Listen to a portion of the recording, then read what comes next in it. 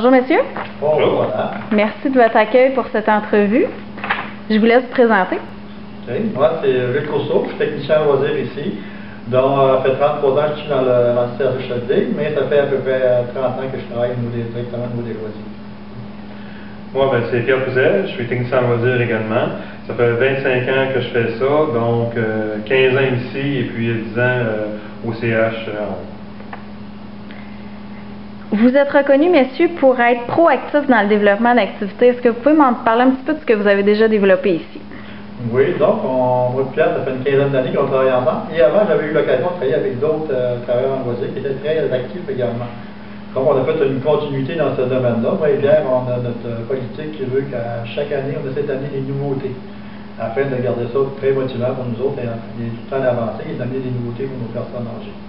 Donc, c'est un défi qu'on s'est donné en tant que tel, moi et Pierre, d'amener des nouveautés. Avez-vous des exemples?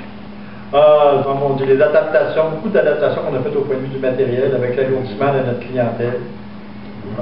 Donc, on a beaucoup de jeux qu'on a adaptés. Entre autres, maintenant, comme on est plus moderne, il y a des consoles Wii pour les plus jeunes, mais nous, on a nos propres consoles de jeux qui sont adaptées pour notre clientèle.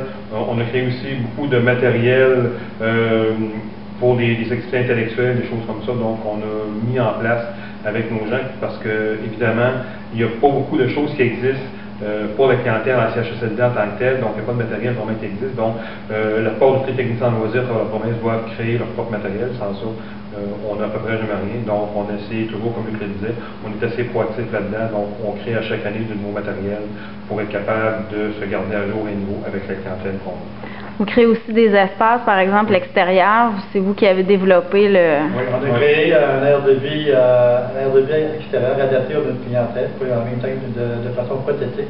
Ça a été développé en 2005-2006 et on a gagné un prix au niveau provincial, au niveau de la Fédération québécoise du loisir institutionnel. C'est le groupe 385 centres. On était bien content de se mériter ce prix-là.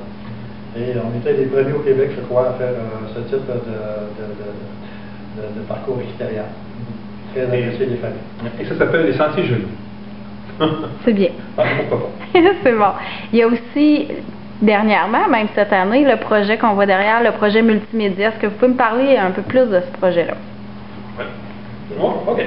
Donc, le projet multimédia, ce qu'on veut faire, comme on disait, comme on veut toujours créer du matériel adapté pour la clientèle, une des choses qu'on a fait au fur et à mesure des années, c'est d'être capable de développer un outil qui allait être utile pour notre clientèle. On sait que la clientèle en CHSLD, c'est beaucoup alourdi.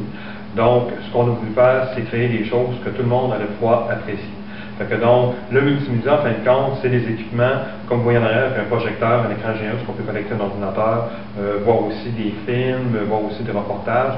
Donc, on a ça sur un écran géant. On amène le cinéma ici, mais on amène aussi toutes les activités via ordinateur ou via toutes sortes de choses comme ça sur un écran géant. Donc, ça donne la possibilité à beaucoup plus de gens de pouvoir regarder.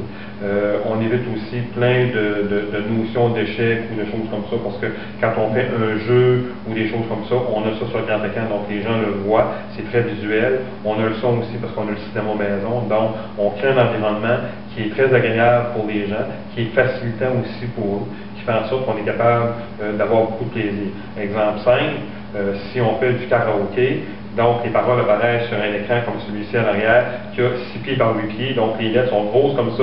Il n'y a pas personne qui peut dire qu'il ne voit pas les lettres pour chanter, donc tout le monde est obligé de chanter.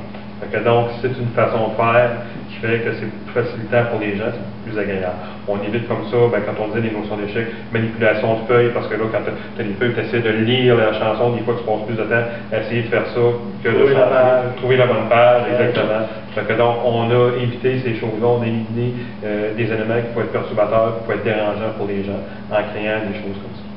C'est qu'en fin de compte, on a voulu amener ça avec le moins de consignes possible. Toute la manipulation, ainsi de suite, il y a beaucoup de consignes à comprendre, ainsi de suite, ces choses-là. Fait que là, on s'en vient seulement qu'à une consigne à peu près à faire à ce moment-là. C'est d'observer ce qu'il y a sur l'écran, et à partir de là, on est capable de répondre. Tout ce qu'on avait à faire avant, par exemple, les jeux plein la tête, la manipulation, des jeux d'observation qu'on faisait sur des tables avec une dizaine d'objets, qu'on mettait une nappe, parce qu'on en faisait disparaître de quoi, ainsi de suite. Là, ils ont tout ça sur grand écran, l'écran ferme, ça réapparaît avec un objet de moins. Puis là, c'est en ligne droite avec l'autre. Ils n'ont pas d'obstacle pour une tête du voisin qui cache le jeu, ces choses-là. Ils ont tout ça devant eux autres à ce moment-là, fait que c'est beaucoup plus interactif. Puis les objets sont gros devant eux autres. Ils réagissent beaucoup mieux là-dedans. Vous avez senti une différence? Oui, et les résultats sont beaucoup plus positifs à ce moment-là que sur l'ancienne méthode qu'on avait avant. Ce projet-là, je pense que vous allez encore une fois le présenter, pas encore une fois, vous allez le présenter à la Fédération des loisirs. C'est qu'on le présente le 4 octobre prochain au Symposium du loisir institutionnel à la région de Québec. On le présente un matin, notre conférence est pleine à craquer, on a même rajouté des chaises. Encore là, c'est plein, on est content de ça. Ils vont rajouter une salle plus grande, et ainsi de suite. On est content d'aller le présenter. Excellent. On croit que c'est un médium qui est d'avenir pour le secteur loisir institutionnel. Qui pourrait s'exporter, le projet multimédia. Pour s'exporter, il y en a beaucoup qui ont... quand on est allé il y a 2 ans à Québec présenter les Jeux plein la tête, un CD qu'on avait créé, ces choses-là. Et on avait vendu 150 CD là-bas cette fin de semaine-là. Et il y a beaucoup de demandes qui ont été faites par après. On s'est dit que c'était bien apprécié de ces gens-là. Et c'est là qu'on voit que cette année, en représentant le multimédia au complet, c'est quoi tout le développement de ça. Puis on voit la réponse des gens pour le symposium. On est bien content de savoir qu'on est parti dans les bonnes orientations. C'est bien. Il y a d'autres activités de loisirs, je pense quand même, pas je pense. Il y a d'autres activités que vous offrez aux résidents ici au CHSLD de Saint-Joseph. Oui, c'est sûr, certain. Comme toutes les centres, on offre une variété d'activités en passant par des vidéos, en passant par différentes choses. Les activités extérieures l'été, donc tout l'été, toutes les semaines, il y a un musicien qui vient, il y a les messes en extérieur, il y a des dîners qu'on fait pour grands groupes, des petits dîners aussi barbecue, donc on a un charcoal, on fait un bon steak ou du bon poulet sur le charcoal l'été. On reprend ça aussi durant l'année en faisant ce qu'on appelle nous le souper du bois, où ce que là, les membres de famille aussi sont invités avec le résident à partager un bon repas, quelque chose qu'ils ne mangeraient pas ici naturellement à l'hôpital, donc avec un petit verre de vin, un petit verre de bière, donc c'est un peu nos repas du samedi soir qu'on se faisait en famille. Donc, on essaie d'avoir une variété d'activités.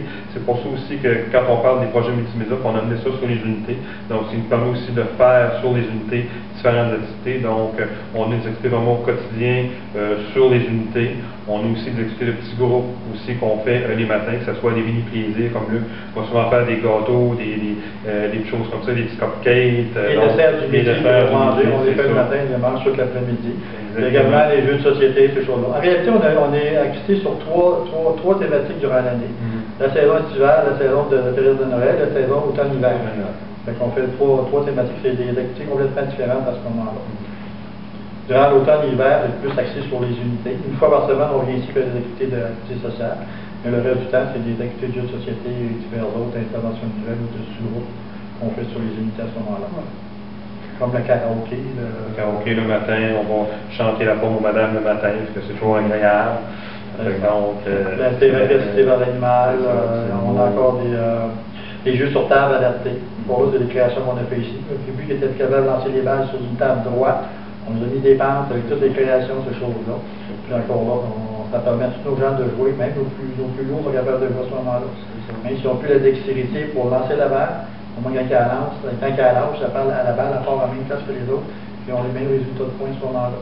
C'est un facteur de plus. Et donc l'adaptation, c'est peut-être un des points forts qu'on travaille à ce niveau-là. Ici, on peut dire qu'on peut être fier là-dedans. C'est vrai qu'on est très bricoleurs les deux, mais ça n'aille pas là-dedans. C'est sûr.